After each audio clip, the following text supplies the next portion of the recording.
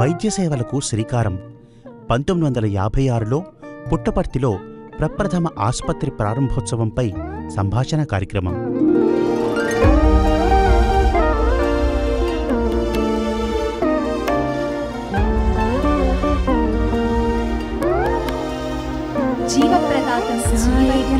సత్యసాయినం నమామ్యహం. అన్ని చోట్ల తానే ఉండడం ఎందుకని దైవం తల్లిని సృష్టించాడని అంటుంటారు. దేహాన్ని ఇచ్చిన దేవుడు శరీరమాధ్యం ఖలుధర్మ సాధనం అని చెప్తూ దాన్ని జాగ్రత్తగా కాపాడుకోమన్నాడు.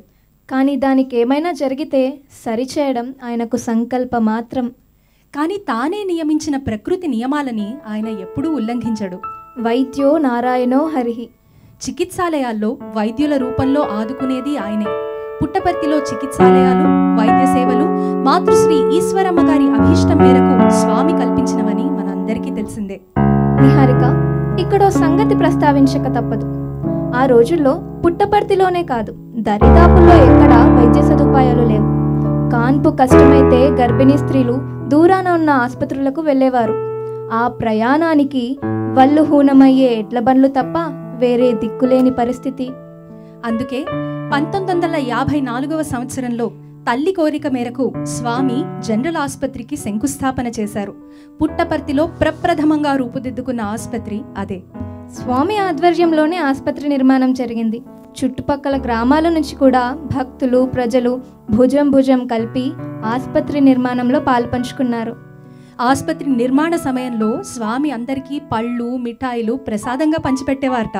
ప్రారంభోత్సవం చేసిన రోజు భగవాన్ ఇలా చెప్పారు: నమ్మని వారు, నాస్తికులు అని ఎవరూ లేరు. దైవాన్ని తెలుసుకొనివారు, దైవత్వం అనుభవంలోకి రానివారే ఉంటారు. బీద, బిక్కి, నిరక్షరాస్యులు, పండితులు ఇలా ప్రతి ఒక్కరూ వ్యాధుల పాలవుతూనే ఉంటారు. వారికి ప్రేమతో ఆప్యాయంగా చికిత్స చేయండి. సేవ చేసి దైవానుగ్రహం పొందే విషయంలో మనిషికి ఆదర్శంగా ఉండాలని మాధవుడే మానవ సేవ చేస్తాడు అన్నారు. ఆసుపత్రి భవన నిర్మాణం పూర్తవడానికి సుమారు 2 ఏళ్ల కాలం పట్టింది. 1956వ సంవత్సరంలో దసరా రోజుల్లో అక్టోబర్ 4వ తారీఖున ఆసుపత్రి ప్రారంభోత్సవం లాంఛనంగా జరిగింది. ఆసుపత్రికి డాక్టర్ కిన సీతారామయ్య గారు మొదటి మెడికల్ సూపరింటెండెంట్గా నియమితులయ్యారు. అప్పుడు వారికి సహాయకులు ఎవరూ లేరు. 2 ఏళ్ల తరువాత తంగమ్మ గారు నర్సుగా చేరారు. 9 ఏళ్ల అనంతరం డాక్టర్ జయలక్ష్మి గారు లేడీ డాక్టర్గా చేరారు. స్వామి ప్రోద్బలం సహాయంతో ఆమె ఇంగ్లాండ్ వెళ్ళి స్త్రీల వ్యాధుల విషయంలో నైపుణ్యం గడించి వచ్చారు. అంటే శ్రీదేవి తొలి రోజుల్లో సిబ్బంది, సౌకర్యాలు కొంచెం తక్కువనే చెప్పుకోవాలి కదా. స్థూలంగా చూస్తే అంతే నిహారిక. కానీ నువ్వు ఆ మాట అంటుంటే నాకు స్వామి చెప్పిన విషయం ఒకటి గుర్తొస్తోంది.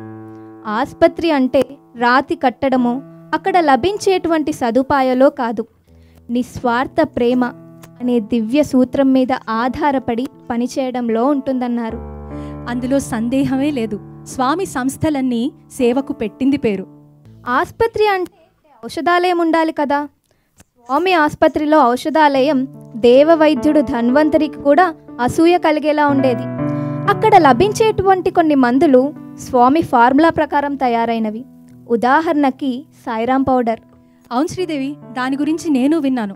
అది సాధారణంగా ఈ కడుపుబ్బరం తగ్గించడానికి దొరికే యాంటాసిడ్ లాంటిది అని. కానీ స్వామి అనుగ్రహం అందించడానికి అదొక మాధ్యమంగా పనిచేసేది. మరో మందు సాయి లినిమెంటు. విదేశీ సంస్థల్లో పనిచేసే ఓ వ్యక్తి నాలుకకు సోకిన క్యాన్సర్తో బాధపడుతున్నట్ట.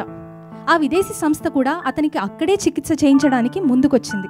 కానీ స్వామి మీదున్న అపారమైన నమ్మకంతో అతను జనరల్ హాస్పిటల్కి వచ్చాడు. చేసేదేమీ లేక అతనికి సాయిరాం పౌడర్ ఇచ్చారు. అతను బాంబే తిరిగి వెళ్ళిపోయాక క్యాన్సర్ క్యాన్సిల్ అయిపోయింది అంటూ డాక్టర్ సీతారామయ్య గారికి ఉత్తరం రాశాట. ఇది విన్నాక నాకు ఇంకో విషయం గుర్తొస్తుంది హారిక.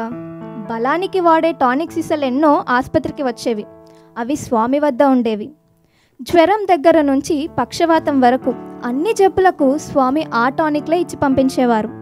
అవి ఎంత బాగా పనిచేసేవంటే అవి ఎక్కడ దొరుకుతాయో చెప్పమని కోరుతూ ఆసుపత్రికి ఎన్నో ఉత్తరాలు వచ్చేవి.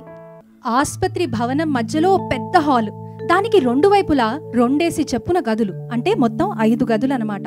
మగవారికి 4 పడకలు, ఆడవారికి కూడా 4 పడకలు ఉండేవి. స్వామి తరచూ ఆసుపత్రికి వస్తూ రోగుల యోగక్షేమాలు విచారించేవారట. బాబా తీయటి పలుకులు, ప్రేమ ఉట్టిపడే దృష్టి వల్ల వారు అతి త్వరగా కోలుకునేవారట.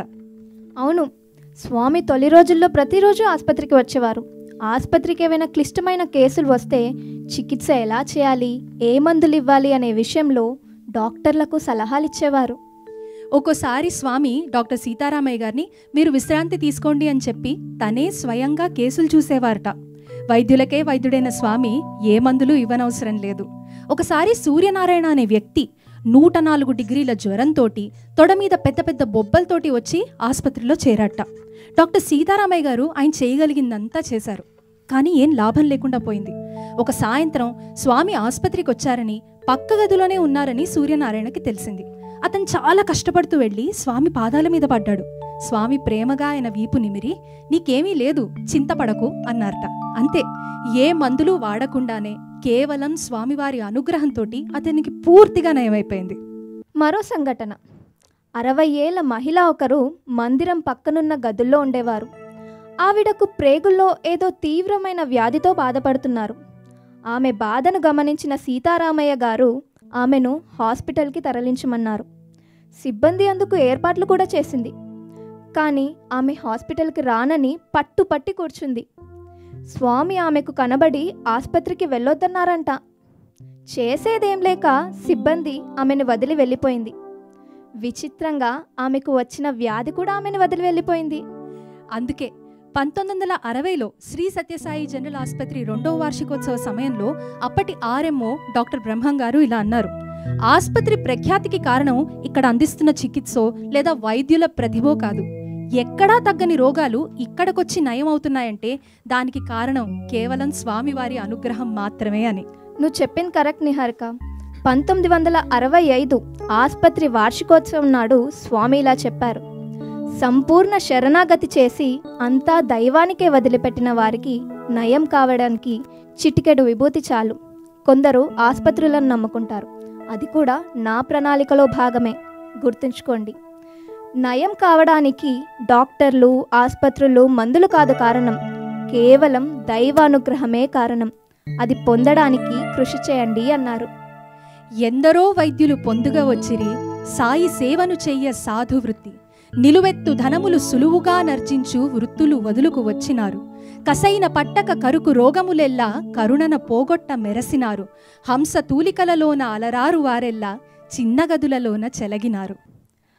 వ్యాధులు నయం చేసేటప్పుడు స్వామి ధన్వంతరి, రోగుల యోగక్షేమాలు విచారించేటప్పుడు సాయిమాత. పశ్చిమ గోదావరి జిల్లావాసి ఒకరు పర్తి వస్తుండగా ఛాతి నొప్పితో బాధపడ్డాడు. ఆ నొప్పితోనే భజనకు వెళ్ళాడు. స్వామి ముందు కూర్చొని ఆయన బాధ వివరించే అవకాశం వచ్చింది. స్వామి ఆయన బాధ విని, పెద్ద డాక్టర్లున్నారులే, తగ్గిపోతుంది అన్నారు. డాక్టర్ల మందులు కాదు స్వామి, మీ ప్రసాదం కావాలి అన్నాడు ఆయన.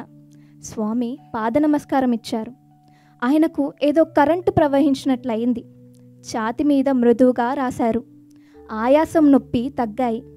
కానీ రూమ్కి వెళ్ళేసరికి cardiologist doctor Jogarao, doctor Chowdary ఆయన కోసం కారు తీసుకొని వచ్చారు. స్వామి ఆయన్ని ఐసీయూలో పెట్టమన్నారంట. అలాగే చేశారు. సాయంత్రం యాంజియోగ్రామ్ కూడా చేయమన్నారంట. కానీ దాని అవసరం అంతగా పడలేదు.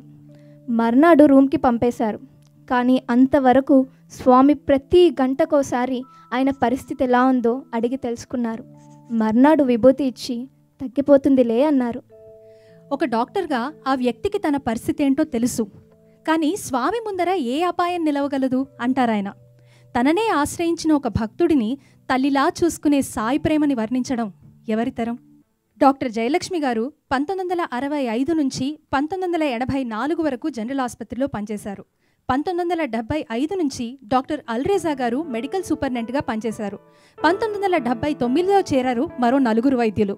1993లో చేరిన డాక్టర్ వసుంధర గారు ఆసుపత్రికి దక్షిణ మూలలో షిరిడీ సాయిబాబా ఆలయాన్ని కట్టించారు. అలాగే ఇతర వైద్యేతర సిబ్బంది కూడా పెరిగారు. 1984 ఫిబ్రవరి 29 నాడు ఆపరేషన్ థియేటర్, ప్రసూతి వార్డు మొదలైన సదుపాయాలతో ఆసుపత్రి దక్షిణ విభాగం ప్రారంభమైంది. తొలినాటి భవనం ఉన్న స్థలంలో ఇప్పుడున్న అతిథి గృహం సాయి శ్రీనివాస్ నిర్మించారు. 1984లో డెంటల్ క్లినిక్ ప్రారంభమైంది. అదే సంవత్సరం సిజేరియన్ ఆపరేషన్లు కూడా మొదలుపెట్టారు. ఎక్కువ శాతం స్త్రీలే ఆసుపత్రికి వస్తుండడంతో స్త్రీల వ్యాధులు, ప్రసూతి సంబంధిత వైద్య సదుపాయాలు, లేడీ డాక్టర్ల సంఖ్య కూడా పెరిగింది. 1985 నుంచి జనరల్ ఆపరేషన్లు కూడా మొదలుపెట్టారు. 1991 నవంబర్ 22 నాడు ఇప్పుడున్న ఉత్తర విభాగం ప్రారంభమైంది. ఆనాడే ప్రారంభమైన సూపర్ స్పెషాలిటీ హాస్పిటల్కి జనరల్ హాస్పిటల్ బేస్ హాస్పిటల్గా ఉపయోగించారు. కేసులను మొదట ఇక్కడ పరీక్షించి అవసరమైతే సూపర్ స్పెషాలిటీ హాస్పిటల్కి పంపుతారు. 8 పడకలతో మొదలైన సత్యసాయి జనరల్ ఆసుపత్రిలో ఈరోజు 100 పడకలున్నాయి. Obstetrics, gynaecology, general medicine, general surgery విభాగాలు పనిచేస్తున్నాయి. ఎముకలు, దంతాలు, పిల్లల వ్యాధులకు సంబంధించిన అవుట్ పేషెంట్ విభాగాలు ఉన్నాయి. ఫిజియోథెరపీ విభాగం కూడా పనిచేస్తోంది. నిర్ణీత దినాల్లో చెవి, ముక్కు, గొంతు, చర్మ వ్యాధులకు సంబంధించిన వైద్యులు వచ్చి రోగులను చూస్తూ ఉంటారు. ముప్పు తొలగించి ప్రాణం పోసే అవకాశం దక్కిందని ఆనందించండి. ఆలస్యం లేకుండా సరైన రీతిలో సేవ చేయగలిగేలా సుశిక్షితులు కండి. అన్నిటికంటే ఎక్కువ ఆనందాన్ని, తృప్తిని ఇచ్చేది సేవ మాత్రమే. అది ప్రేమ నుంచే పుట్టి అంతులేని ప్రేమని పంచి ఇస్తుంది. ఒక విత్తనాన్ని రాతిలో నాటినా ప్రేమతో నాటితే ఆ ప్రేమతోనే అది మొలకెత్తడానికి అవసరమైన పోషణని పొందుతుంది. ఓం శ్రీ సాయిరామ్.